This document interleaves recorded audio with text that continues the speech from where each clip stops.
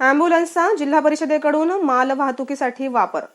ठाणे जिल्ह्यातील ग्रामीण भागातील रुग्णांना वेळेवर उपचार मिळावेत यासाठी स्टेट बँक ऑफ इंडियाने ठाणे जिल्हा परिषदेला दान केलेल्या अँब्युलन्सचा माल वाहतुकीसाठी गैरवापर होत असल्याने आरोग्य विभागाच्या कारभारावर संताप व्यक्त केला जात आहे.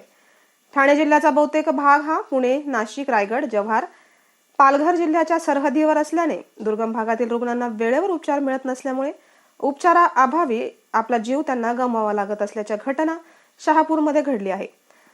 भिवंडी लोकसभेचे खासदार सुरेश बाळा मामा म्हात्रे यांनी नुकत्याच आरोग्य अधिकाऱ्यांना धारेवर धरण्याची घटना देखील ताजी असताना ग्रामीण भागातील गर्भवती महिला तसेच अपघातात जखमी झालेल्या रुग्णांना, सर्पदंश झालेल्या रुग्णांना वेळेवर उपचार मिळावेत यासाठी स्टेट बँक ऑफ इंडियाचे मुंबई मेट्रो सर्कल याने MH04KU 0478 ही अँब्युलन्स ठाणे जिल्हा परिषदेला दान केलेली आहे.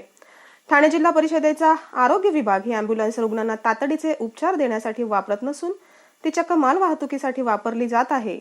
तसेच बुधवारी 3:30 वाजेच्या सुमारास अँब्युलन्स मुरबाड ग्रामीण रुग्णालयात सायरन वाजवत माल घेऊन आल्याने या अँब्युलन्समध्ये बाहेरील अपघाताचा पेशंट आला असावा असे तिथे उपस्थित असलेल्या नागरिकांना वाटले. परंतु त्या अँब्युलन्समधून चक्क साहित्य असल्याने आरोग्य विभागाकडून स्टेट बँकेने दान केलेल्या रुग्णवाहिकेचा माल वाहतुकीसाठी गैरवापर होत असल्याची चर्चा व्यक्त होत संताप व्यक्त केला जात आहे.